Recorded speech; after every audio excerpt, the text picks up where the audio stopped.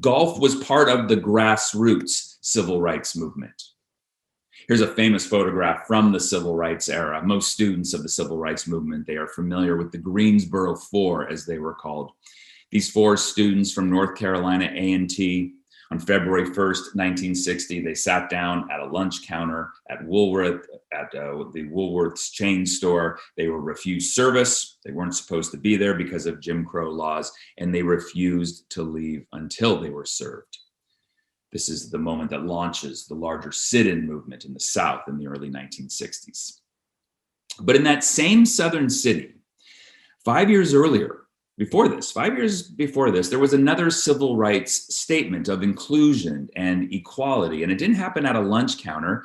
It happened at a golf course in December of 1955. And again, this is 5 years before the Greensboro Four did their thing. A Black dentist in Greensboro named George Simpkins, he and five of his friends, they decided that they were going to challenge the whites-only policy at their local public golf course. They came to be known as the Greensboro Six. They walked into the clubhouse at the Gillespie Park public course, where there was a white-only rule for the golfers. They each put down on the counter the 75 cents green fee, and they walked right out. They headed to the first tee, and they started their round.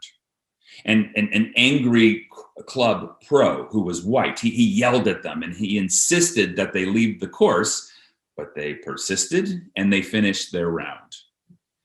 Later that evening, Greensboro police arrested all six of these men. They were charged with criminal trespassing, and they were each given 30-day jail sentences. They took their case all the way to the Supreme Court.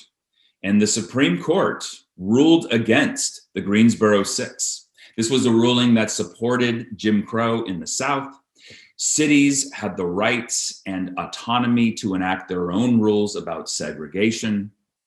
You know, golf courses like Gillespie Park in Greensboro, they would not be open to Black players until the 1964 Civil Rights Act prohibited segregation in public accommodations.